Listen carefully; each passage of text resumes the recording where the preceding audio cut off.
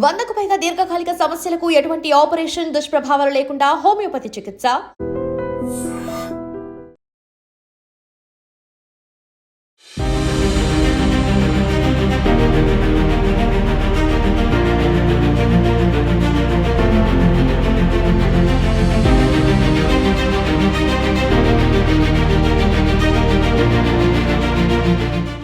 నమస్కారం, welcome to iDream media.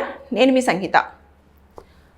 ఏదైతే రిలేషన్షిప్లో ఉన్నప్పుడు ఎలక్ట్రానిక్కి సంబంధించిన ఎవిడెన్సెస్ అనేవి కోర్టులో ప్రొడ్యూస్ చేస్తే చెల్లుతాయా, అది కూడా మైనర్తో రిలేషన్షిప్లో ఉన్నప్పుడు వారు కన్సర్న్ తోటే మేము రిలేషన్షిప్లోకి వెళ్తాం కాబట్టి వారు పంపించిన చాట్లు కానివ్వండి, కాల్ రికార్డింగ్స్ కానివ్వండి, అదేవిధంగా వీడియోస్ కానివ్వండి, మేము కోర్టులో ప్రొడ్యూస్ చేస్తే మాకు శిక్ష నుంచి తప్పించుకునే అవకాశం ఉందా అని చాలామంది అడగడం జరుగుతుంది. అయితే నేను ఈ వీడియోలో చాలా పూర్తి సమాచారం మీకు అందించడానికి ప్రయత్నం చేస్తాను. బేసిక్గా ఒక అబ్బాయికి వచ్చేసి 21 ఇయర్స్ కానివ్వండి, 23 ఇయర్స్ కానివ్వండి ఉండి అమ్మాయికి 18 ఇయర్స్ లోపు గనక ఏజ్ ఉంటే ఆ అమ్మాయి మైనర్గానే కన్సిడర్ అవుతుంది.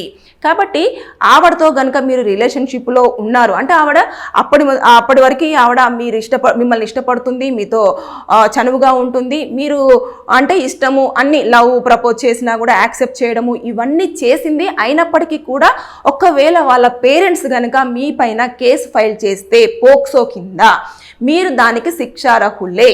దాని నుంచి మీరు తప్పించుకోవడానికి ఛాన్స్ లేదు. ఎందుకంటే పోక్సో అనేది చాలా సివియర్ కేసు. ఎవరికి అర్థం కాని విషయం ఏంటంటే మనము ఏదైతే డిజిటల్ మీడియాలో వచ్చినప్పుడు పోక్సో కింద కేసు అట్రాక్ట్ అవ్వడం జరిగింది అని చెప్తున్నాం, కానీ దాని తర్వాత పనిష్మెంట్ అయిన వాళ్ళని మనము ఇలా పనిష్మెంట్ చేశారు, ఇలా శిక్ష పడింది, ఇలా ఇన్ని రోజుల పాటు వాళ్ళు జైల్లో ఉండాల్సి వస్తుంది అని చెప్పేసి అన్న విషయాన్ని మనకు బయటికి ఎక్స్ప్రెస్ చేయట్లేదు. కాబట్టి మనకు విషయాలు అనేవి పూర్తి స్థాయిలో తెలియట్లేదు. అయితే నేను ఇప్పుడు మీకు చెప్పేది ఏంటంటే ఏవైతే మీరు చెప్పారో ఎలక్ట్రానిక్ ఎవిడెన్సెస్ అన్నీ కూడా కోర్టులో చెల్లుతాయా అంటే చెల్లుతాయి. ఏ సందర్భంలో చెల్లుతాయి అంటే ఇద్దరు మేజర్స్ అయినప్పుడు వారిద్దరి అంగీకారంతో వారు కలిసి ఉండి వాయిస్లు కానివ్వండి, ఆడియోస్ మన వీడియోస్ కానివ్వండి, చాట్ కానివ్వండి, ఏదైనా సరే మీరు కోర్టులో ఇండియన్ ఎవిడెన్స్ యాక్ట్ 1872 ప్రకారంగా 65B ప్రకారం మీరు కోర్టులో అడ్మిట్ చేయాల్సి ఉంటుంది. దాని ప్రకారంగా కోర్టు దాన్ని కన్సిడర్ చేసి ఎప్పుడైతే జడ్జిమెంట్ వస్తుందో అప్పటి వరకు దాన్ని రిజర్వ్లో పెట్టడం అనేది చేస్తుంది కోర్టు.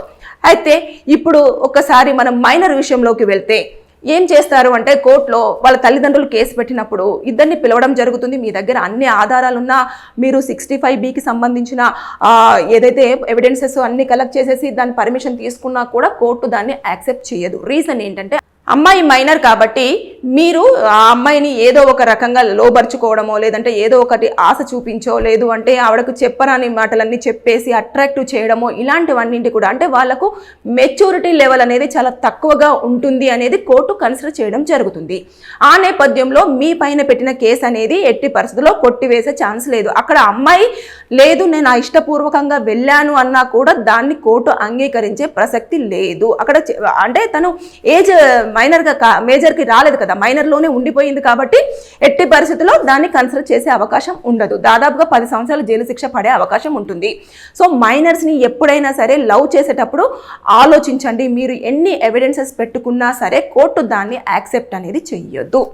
ఇకపోతే మ్యారేజ్ అయిన తర్వాత వైఫ్ అండ్ హస్బెండ్ రిలేషన్షిప్లో మాత్రం ఈ ఎవిడెన్సెస్ అన్నీ కూడా మీకు అడ్మిట్ చేయడానికి అన్ని రకాల రైట్స్ ఉంటుంది. రీజన్ ఏంటంటే వీళ్ళిద్దరు కూడా మేజర్స్ పెళ్లి చేసుకున్నారు అంటే వీళ్ళకు కొన్ని సందర్భాలలో ఏమనిపిస్తుంది అంటే వీళ్ళు మనతో చేసే బిహేవియర్ కానివ్వండి ఇవన్నీ కూడా కొంచెం సస్పెక్టెడ్గా ఉండడం జరుగుతుంది. అందుకోసమని కొంతమంది కాల్ రికార్డింగ్ చేసుకుంటూ ఉంటారు, వీడియోస్ తీసుకుంటారు, అదేవిధంగా మెయిల్స్ అన్ని దాచిపెట్టుకుంటూ ఉంటారు.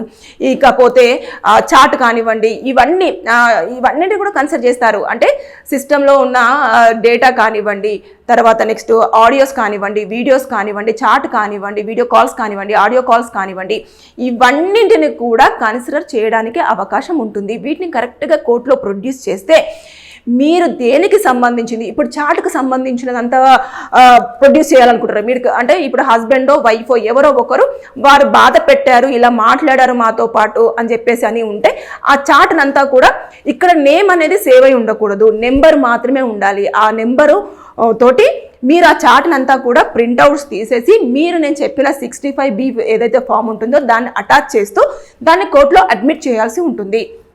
అదేవిధంగా కోర్టులో ఆడియోస్ కానివ్వండి, వీడియోస్ కానివ్వండి, ఇవన్నీ చేసినప్పుడు మీరు ఒక పెన్ డ్రైవ్ కానివ్వండి, ఏదైనా ఒక డివైస్లో హార్డ్ డిస్క్ కానివ్వండి, ఇలాంటి వాటిలలో కాపీ చేసి దాన్ని మీరు కోర్టులో నేను చెప్పిన ఏదైతే 65B ఉందో దాని ప్రకారంగా మళ్ళీ కోర్టులో అడ్మిట్ చేయాల్సి ఉంటుంది.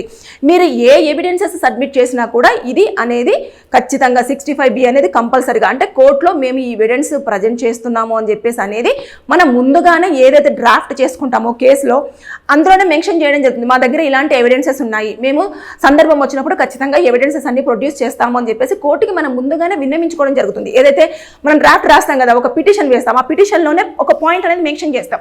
మెన్షన్ చేసినప్పుడు దాంట్లో ఈ ఫామ్ ప్రకారంగా మా దగ్గర ఉన్న ఎవిడెన్సెస్ అన్ని కూడా ఎప్పుడైతే ఎవిడెన్సెస్ సబ్మిట్ అని చెప్పేసి వస్తుంది కదా, అప్పుడు మనం సబ్మిట్ చేయాల్సి ఉంటుంది. ఇది మ్యారేజ్కి సంబంధించి. ఇక మేజర్స్ ఇద్దరు మేజర్స్ అయినప్పుడు అప్పుడు కూడా ఇది అట్రాక్ట్ అవ్వడం జరుగుతుంది. కానీ దయచేసి ఎవరైతే అబ్బాయిలు ఉంటారో, అబ్బాయిలు కానివ్వండి, అమ్మాయిలు కానివ్వండి, మైనర్స్ని లవ్ చేసేటప్పుడు మాత్రం ఇది ఎట్టి పరిస్థితుల్లో ఎలక్ట్రానిక్ ఎవిడెన్సెస్ అనేవి చెల్లుబాటు కావు. వారిపైన పోక్సో అదేవిధంగా రేప్ కేసు అనేది ఫైల్ అవ్వడం జరుగుతుంది. ఎందుకంటే వారి ఏజ్ అనేది మన కాన్స్టిట్యూషన్లో డిసైడ్ చేసినంత అబ్బాయికి 21 years, అమ్మాయికి 18 years అనేవి మ్యాండేటరీ. కానీ అవి లేని పక్షంలో ఖచ్చితంగా మీరే శిక్షార్హులు అయ్యే అవకాశం ఉంటుంది. దయచేసి ఎప్పుడైనా సరే మైనర్స్ వెంట పడుతున్నప్పుడైనా, మైనర్స్ని ఇబ్బంది పెడుతున్నప్పుడైనా, మైనర్స్ని లవ్ చేసేటప్పుడైనా సరే ఆలోచించి మీరు స్టెప్ తీసుకోవాల్సిందని చెప్పేసి నేను ఈ వీడియో త్రూ కోరుకోవడం జరుగుతుంది. ఎందుకంటే నేను కోర్టులో ఒక కేసు చూశాను కాబట్టి నేను మరీ ఇది చెప్పడం జరుగుతుంది. నాకు కూడా చాలామంది మా అమ్మాయి ఇంకా మైనర్ మేడం, నేను ఇప్పుడు లేచిపోయి పెళ్లి చేసుకుంటే నాకు వాళ్ళు కేసు పెడతారా, ఎలాంటి కేసు పెడతారు, ఇలాంటివన్నీ అడుగుతున్నారు. ఇంకా కేసు పెట్టాల్సింది ఏం లేదు. అమ్మాయి పైన మీరు మైనర్ అయినప్పుడు తీసుకెళ్లారు అంటే ఆ అమ్మాయి కన్సర్న్ ఉన్నా సరే పోక్సో అట్రాక్ట్ అవుతుంది, రేప్ కేసు అట్రాక్ట్ అవుతుంది, ఇవన్నీ అట్రాక్ట్ అయ్యే ఛాన్సెస్ ఉంటుంది. అప్పుడు జైలు శిక్ష పడుతుంది, లైఫ్ ఇంప్రిజన్మెంట్ కానివ్వండి, అదేవిధంగా ఫైన్ కానివ్వండి. లేదంటే కొన్ని సందర్భంలో రెండు కూడా వేసే అవకాశం ఉంటుంది. కొన్ని సందర్భాలలో అయితే డెత్ పెనాల్టీ కూడా వేసే అవకాశం ఉంటుంది. అంటే అమ్మాయి కొన్నిసార్లు పేరెంట్స్ని చూసినప్పుడు ఏం చేస్తుందంటే, లేదు అతను ఏదో చెప్పాడు, నేను అందుకోసమే చేశాను అని చెప్పేసి ఆమె కనుక నా కన్సర్న్ లేకుండా ఇలా జరిగిపోయిందని చెప్పేసి ఒక స్టేట్మెంట్ ఇచ్చింది అనుకోండి, అనవసరంగా మీకు మరణదండన విధించే అవకాశం కూడా ఉంటుంది. కొన్ని కేసులలో మీరు ఎప్పుడైనా సరే ఏదైనా పని చేసేటప్పుడు ఆలోచించి చేయండి.